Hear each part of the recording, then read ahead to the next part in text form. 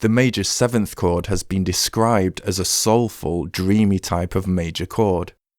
Adding the major 7th interval to a basic major triad instantly gives it a certain depth and colour.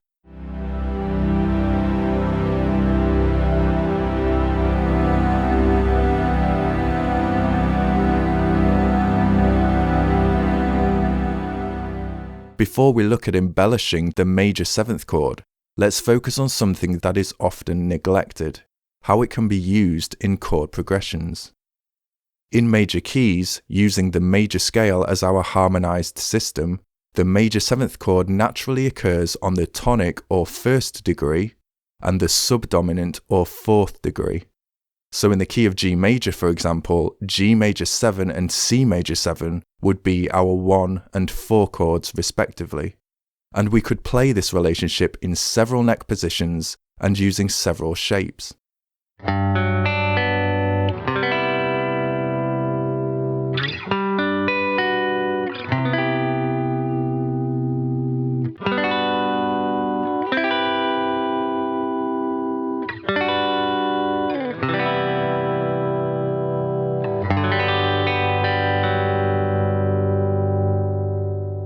As you can see from that example, we used major 7th shapes rooted on the lowest 3 strings, and you can find charts for these on the site.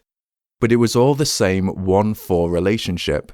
So as well as learning the core major 7th shapes, it's useful to memorize how this common 1-4 relationship appears on the neck, so we can identify and play it in any key. While it's most common to hear the major 7th chord used on the 1st and 4th degrees, it also sounds good in certain positions outside the natural or diatonic key. Starting with what we might call the flat 2nd degree or supertonic. This can be seen as a half step or 1 fret up from the key's tonic. For example, in G major, A flat major 7 would be our flat 2nd degree chord.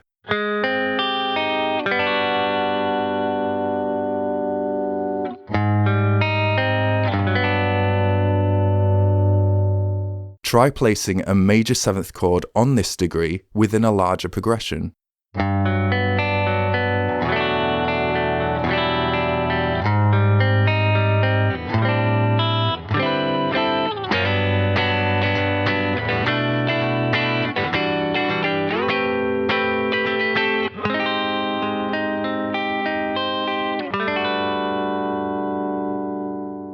Although this flat 2nd degree major 7th chord might sound a little unusual at first, it has quite a versatile function.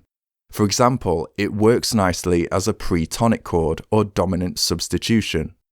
This is where we resolve the tonic directly from the flat 2nd degree.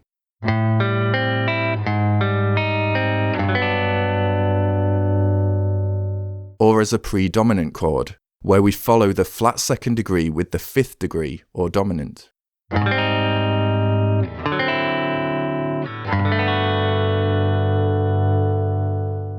Onto our next example, which could be called the flat 3rd degree or mediant chord.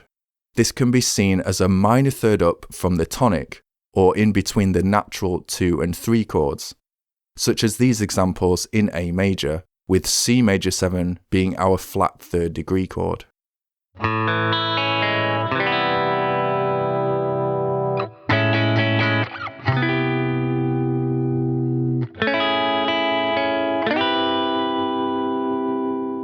Again, try building a major 7th chord on this position as part of a progression.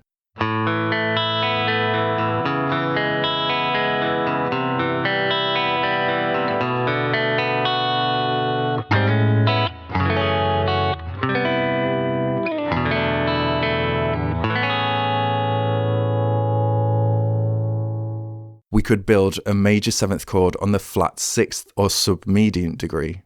This can be seen as 1/2 step or fret up from the 5 or dominant, or down from the natural 6th degree. A couple of examples in D major, with B flat major 7 on the flat 6th degree.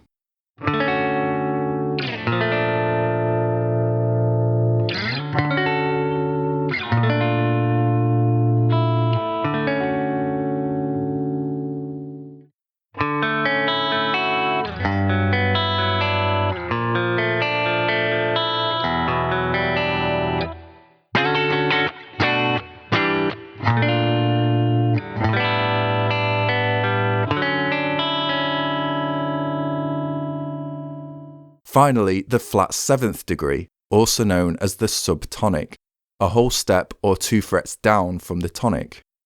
Examples in C major, with B flat major 7 on our flat 7th degree.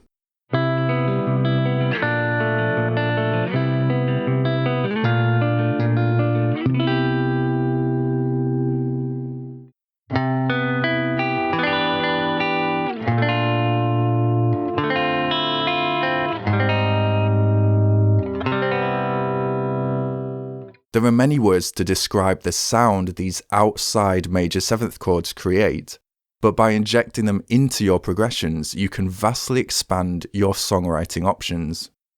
Let's summarize these new additions by incorporating them into a larger E major key progression.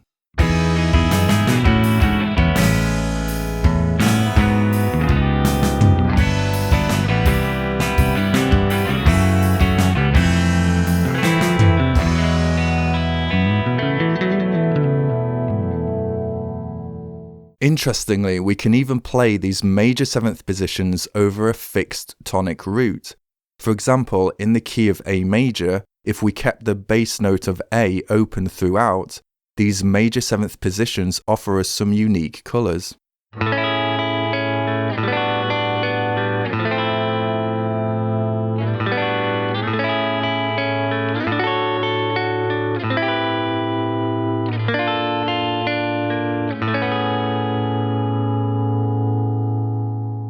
Because of the natural restfulness of the major 7th chord, it can be used effectively to modulate and establish new key centres.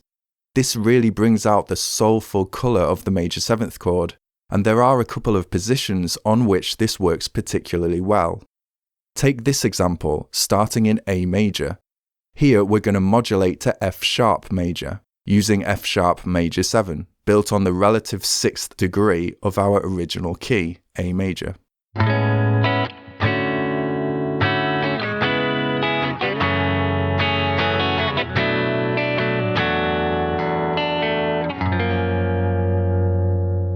In that example, I used the 5 of the original key as an approach to the new tonic. This is known as a backdoor modulation, where the 5 of the original key becomes the flat 7 or subtonic degree of the new key.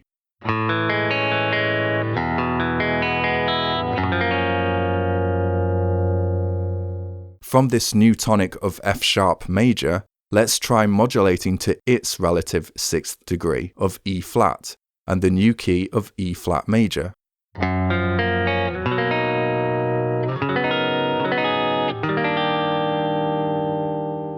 Again, we used the backdoor approach to our new key. From E flat major to its relative 6th degree of C and the new key of C major.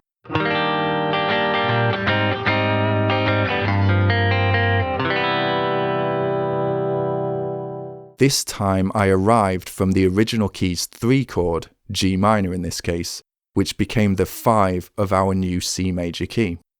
And finally back to A major, straight from C major's 4 chord, F major.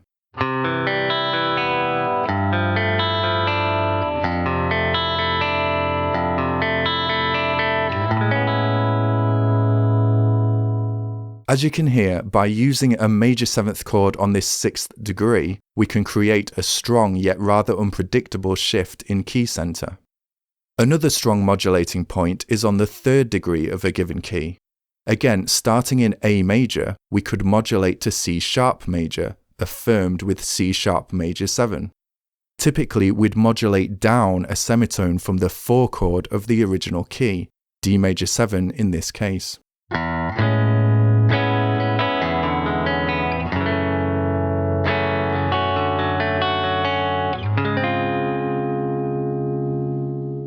From this new tonic of C sharp major, let's try modulating to its 3rd degree and the key of F major.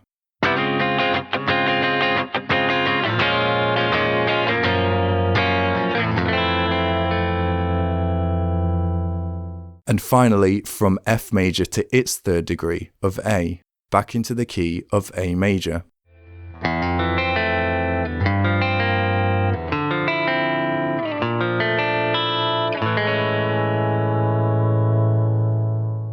If we start in a minor key, the major 7th chord can be used to complement what is called a parallel key change. This is where we change from minor to major, or vice versa, on the same tonic root. For example, here I start in the key of C minor and resolve to its parallel C major.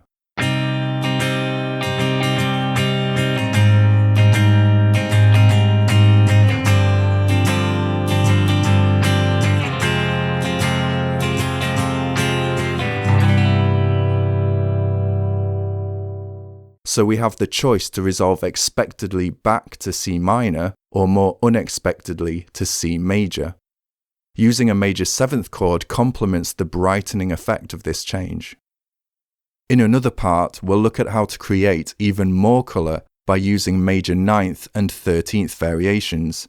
But for now, experiment with using major 7th chords in different places.